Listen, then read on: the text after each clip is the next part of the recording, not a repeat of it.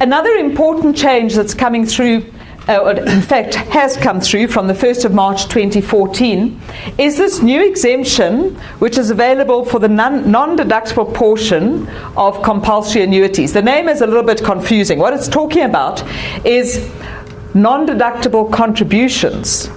That constitutes an exempt portion of a compulsory annuities. And when we talk about non-deductible contributions, we're talking about contributions to pension and RA funds, etc., which have not qualified for tax deduction.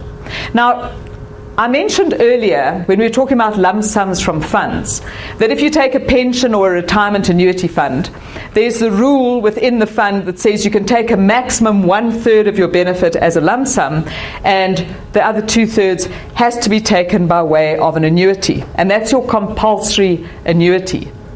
Don't confuse that with the purchased annuity. There's a separate exemption available for purchased annuities in Section 10 capital A. Now that talks about a different type of annuity where you're actually basically taking, in many cases, after-tax income, and you then go to an insurance company and you purchase an annuity for the next 10 years or for the rest of your life or whatever the case might be. There, the Section 10A exemption says you've bought this annuity, so every amount of annuity you're getting back, some of that is a return of your own capital, and that is exempt, and it's only the income portion that is taxable. So that is a separate exemption. It's been around for many years. That's got nothing to do with your compulsory annuities. So compulsory annuities, as I indicated, is your benefit in the fund when you get to retirement. It says you can have to take up to a maximum, or you can only take up to 1/3 as a lump sum, and the balance must be taken as a compulsory annuity. Now, of course, what happens is that while that person has been contributing to that fund over the years, they've been claiming tax deductions for their contributions. But the idea is that if they've been contributing more than what they're able to claim as a tax deduction, that excess, that non-deductible portion of the contribution, you will know that that becomes your tax-free portion of a lump sum on retirement. So what our treatment currently is to say, right, you get to the person's retirement age, let's say for argument's sake, his total benefit in the fund is 3 million rand. He takes 1 million rand as a lump sum, 2 million as a compulsory annuity.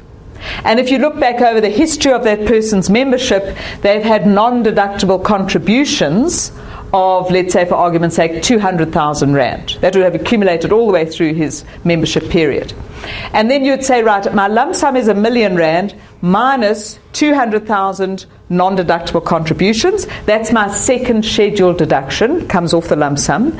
And that leaves you with taxable lump sum. And if you go back to those tables I showed you much earlier, on the table that we used to work out the tax on the lump sum, you'll see it says taxable lump sum, 0 to 500, for example, 0%, 500 to 700, 18%, etc. So it talks about taxable lump sum. In other words, you must first work out the taxable amount of the lump sum, then you look that up on the table, and that will tell you how much tax you pay. So in my example, I had 200,000 non-deductible contributions. I subtracted that from my 1 million rand lump sum. So obviously there I've got no more non-deductible contributions available to set off against an annuity.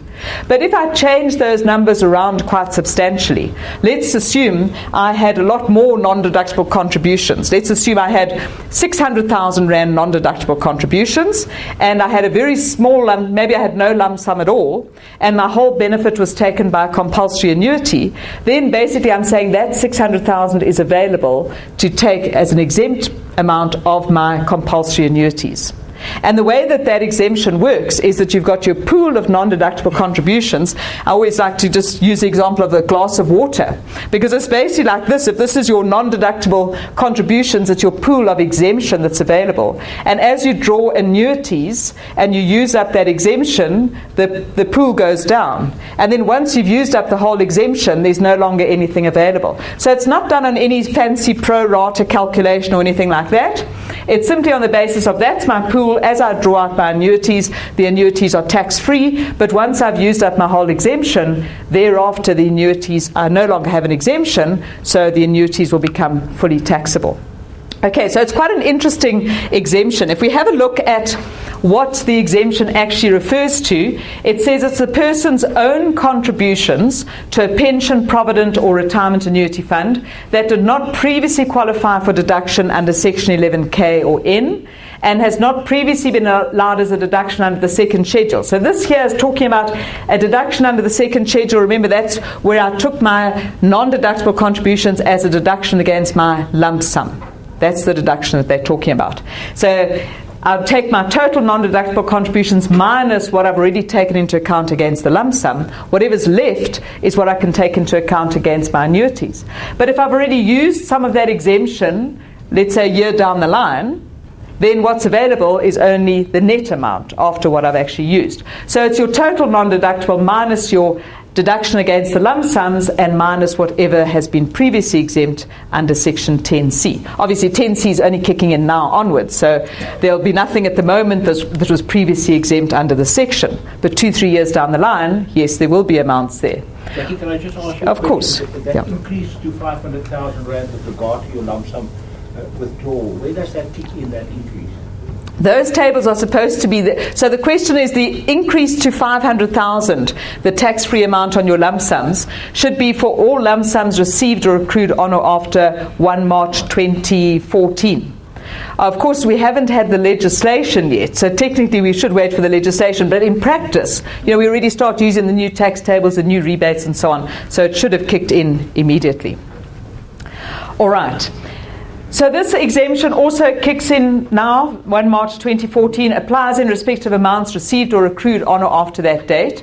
Just be careful as far as bequests, etc. are concerned, because this exemption applies only to the first holder of the annuity. If that person dies and the annuities pass on to somebody else, this exemption is not going to pass on.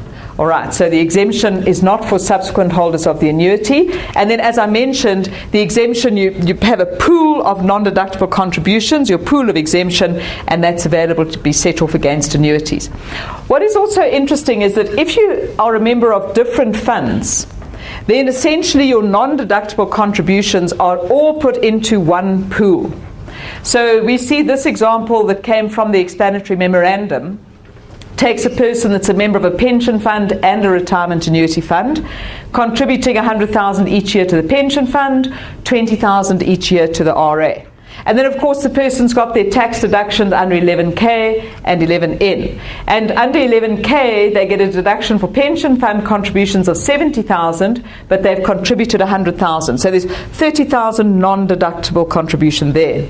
And then they've contributed 20,000 to the RA, but they can only deduct 10,000, so there's 10,000 non-deductible there. But we don't keep two separate accounts. We throw it all together into one pool, the balance of non-deductible contributions, the 30,000 plus the 10,000 is the 40,000. And then this goes through year by year by year by year. We've just got a slice of 4 years here, but this could have gone on for 20, 30 years, however long the person was a member of those funds. At the end of year 4, or the end of whatever year it might be, this person has a balance of non-deductible contributions of 160,000 rand. And then we assume that this person retires from the pension fund.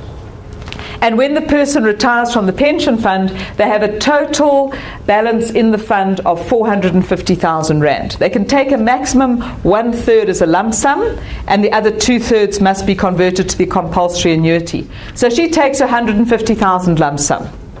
Now we could say that 150,000 rand lump sum is below the 500,000. But that would be the incorrect approach, because remember that before we look at the table to see how much tax you pay on the lump sum, you first have to take into account your deductions against the lump sum. So we would be saying she's got a lump sum of 150,000. She must deduct whatever her non-deductible contributions are, 160,000. So she deducts that, and it takes her taxable lump sum down to 0. But she still has 10,000 excess non-deductible contributions. So no tax on the lump sum, although she's effectively lost out on that 500,000 exemption. But then the 10,000 rand carries through to the following year. The following year, she again contributes to the RA. She works out her tax deduction for the RA contributions, and she works out that she's got a new non-deductible amount for year 5 of 5,000 Rand. So that pushes up her balance of non-deductible contributions. In that year, she also gets a 5,000 Rand annuity, compulsory annuity from the pension fund.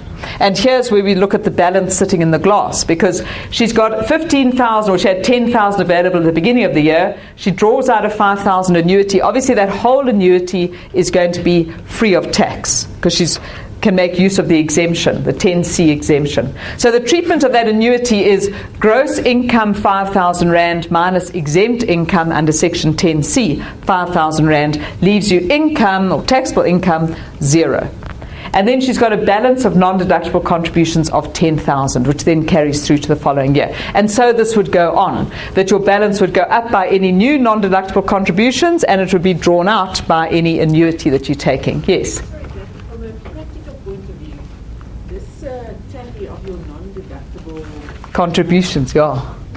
actually not to do that. Yeah, it's funny. Okay, the question is, where do you get this balance of who keeps track of the balance of non-deductible contributions? And I know I have this question, I should have actually anticipated, because I have the question almost every presentation. But the thing is that really it comes back to SARS. All right, because yes, we should all know what that balance is, and if you're financially astute, then you do, but a lot of people are not that financially astute, and they don't necessarily know what their balance is. But it should be reflecting every year on the person's assessment. There's a note on the assessment that actually shows the balance of non-deductible contributions. And some people have said to me, but it's not reflecting. But going back to SARS, they've indicated that if it's not reflecting, it's because you're doing something wrong through the e-filing process. You're not actually capturing everything properly through the e-filing process. So the bottom line of it is, if you've got clients where you know they've got non-deductible contributions, but it's not reflecting on the assessment, or the wrong amount is reflecting, then you really need to go and sort that out, I would say, sooner rather than later. Don't leave it, because the longer you leave it, the more difficult it's going to be to try and work this out at the end of the day. So it's probably even worth now just having a quick look back or a reflection back onto your 2013 assessments, and if you've got any problems there, try and sort them out through the call centre or go in and see the SARS office, etc. But yeah, you need to make sure SARS has that information correct on the assessment. Yes? Can you kindly do the same example, but with the lump sum being about $1 million? Okay, so if the question is pretty much the same example, but this lump sum above $1 million. If we took a lump sum above $1 million? Yes, let's say the lump sum is not 450, it's $1 million. Okay. It's exactly the same example, it's just that the lump sum is now $1 million. Okay. In fact, I'm going to make it easy for myself and make it 1.2 million, because it divides nicely by 3. Okay. So let's say that same example here. But when she retires from the pension fund, her total retirement interest is 1.2 million.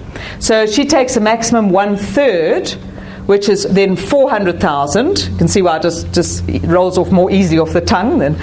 Okay, so 400,000. Now, the thing is that if we look back at... No, she wants the lump sum. Let's say the one that is $1 million. Oh, the one. Okay, so her total benefit 3 million, let's say, and so 1/3 of that is 1 million. Yeah. Okay, that's fine. But everything else is the same. So she's made these contributions, and she's got this balance of non-deductible. She gets her lump sum from the pension fund, 1 million Rand. That R1 million is the lump sum minus your second scheduled deduction, which is your pool of non-deductible contributions. You would then deduct the whole 160,000, because that's the balance at the time that she gets the lump sum. Okay, so she would then deduct the whole 160,000 from that lump sum, leaving her with a taxable portion of the lump sum 840,000, and then you'd look that up on the table, etc. Now, of course, what that would do is it reduce this balance down to 0.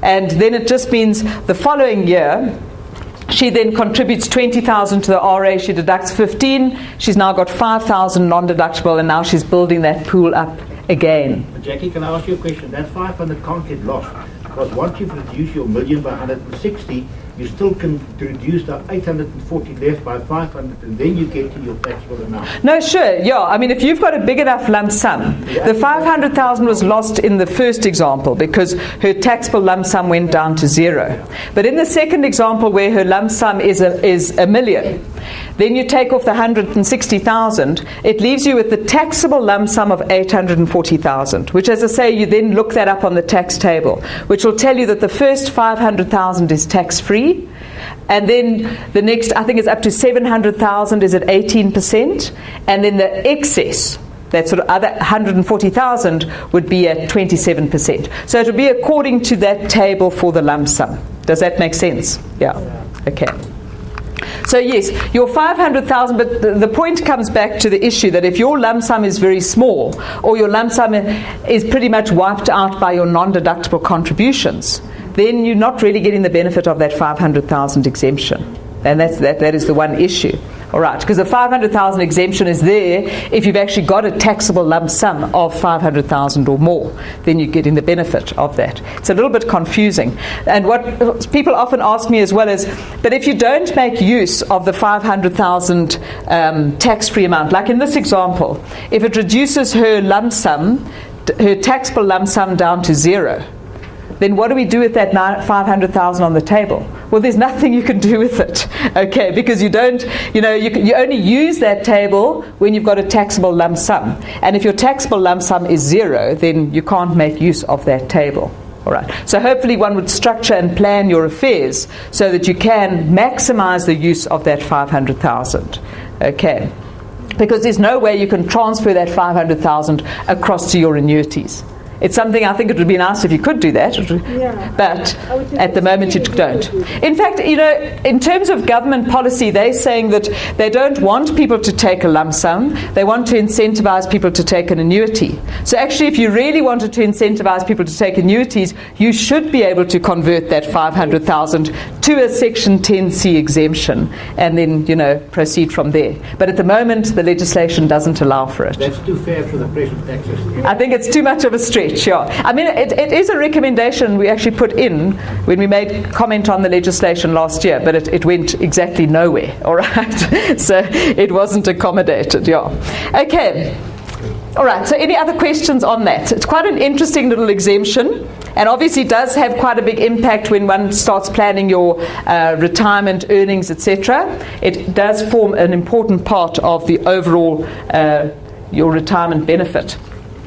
Okay, then this exemption over here, many of you who are at the November update will remember that I did cover this exemption because this actually came through in the 2013 amendments.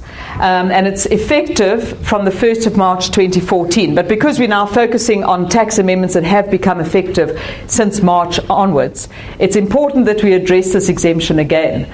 Or in this case, actually, it's a proviso that says that you don't get the dividend exemption. So if we think about that dividend exemption in Section 10(1)(k), one has a tendency to just say, well, all local dividends are exempt from tax. And maybe once upon a time that was true. But things have changed in the tax landscape over the last number of years. And what we've seen is that Section 10(1)(k), which does start off saying local dividends are exempt from tax. Remember, exempt from normal tax, all right? Obviously, dividends tax is another issue, but that's a separate tax. Local dividends are exempt from normal tax. But then it goes on to say, provided that, and that leads us into all these little provisos that have been added. And so we've seen a number of provisos that say that the dividend exemption is lost in certain circumstances. And we've had proviso A, B, B, C, C, D, D, all the way through. This is now proviso I to the Section 10(1)(k) exemption. So it's the ninth proviso, the ninth circumstance where the exemption is not available. You don't get the exemption, even though you've got a South African local dividend.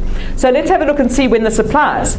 The dividend exemption is not available. In other words, the dividend will become fully taxed in the hands of the recipient if it's received for services rendered, or by virtue of employment, or the holding of office. So 3 possible circumstances. And then there's 2 exemptions, other than in respect of 8C restricted equity instruments or shares held by the recipient. Now, when we look at this, it looks a bit garbled. And you sort of say, well, when are you ever going to have a person receiving a dividend but they don't hold the shares, because this is saying this proviso does not apply if you do hold the shares. So he's saying the proviso does apply if you don't hold the shares. So when are you ever going to get a dividend if you don't hold the shares? Well, that's exactly where trusts come into the picture, right? And this is one example where you have an anti-avoidance provision targeting a specific type of transaction involving trusts. Remember I was saying earlier that we're seeing this type of approach coming through. So if we think of an example